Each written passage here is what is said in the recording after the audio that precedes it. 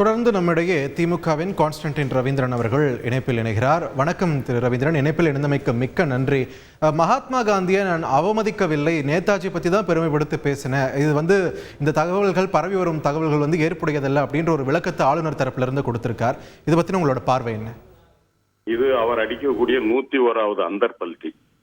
அவர் பேசுவதும் பேசிய பிறகு பொதுமக்களிடமிருந்து அல்லது தமிழர்களிடமிருந்து எதிர்ப்பு வருவதும் வந்த பிறகு நான் அப்படி பேசவில்லை இப்படி பேசினேன் என்று இதை போல அவர் அடிக்கடி செய்து கொண்டே இருக்கிறார். அதில் இதுவும் உண்டு. ஆனால் மற்றதெல்லாம் கூட ஒரு வகையில் அவர் மதம் சார்ந்தது அல்லது அவர் சார்ந்த இயக்கம் சார்ந்தது.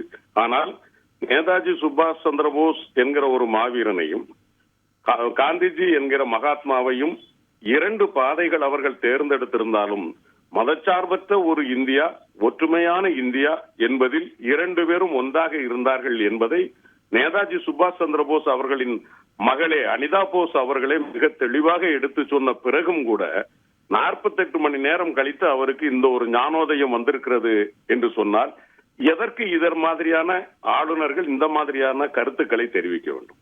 நாட்டு மக்கள் மகாத்மா காந்தி என்றால் யார் என்று தெரியாதா? இன்னும் சொல்ல போனால் நேதாஜி சுபாஷ் சந்திரபோஸ் அவர்கள் மிக தெளிவாக சொல்லி இருந்தார், அடுத்த ஒரு பிறவி என்று எனக்கு இருக்குமேயானால் நான் ஒரு தமிழச்சி கருவறையில் ஒரு தமிழனாக பிறக்க வேண்டும் என்று சொல்லக்கூடிய வகையில் நம்மோடு தொடர்புடையவர் அவர். ஆனால் அதே நேரத்தில் மகாத்மா காந்தியும் அதை சொல்லி இருந்தார். எனவே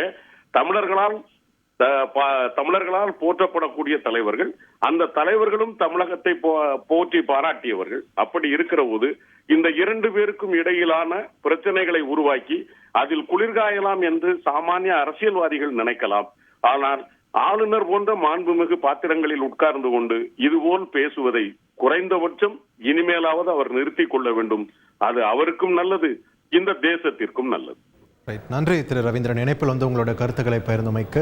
மகாத்மா காந்தியை ஆளுநர் RN ரவி அவமதித்து பேசிவிட்டார் என்ற ஒரு விவகாரம் கடந்த சில நாட்களாகவே சர்ச்சையாகியிருந்த நிலையில் அதற்கு ஆளுநர் தரப்பிலிருந்து விளக்கம் அளிக்கப்பட்டிருக்கிறது. காந்தியை தான் அவமதிக்கவில்லை என்று அவர் தரப்பிலிருந்து விளக்கம் அளித்திருக்கிறார். இது தொடர்பான முக்கிய செய்தியை பார்த்து வருகிறோம்.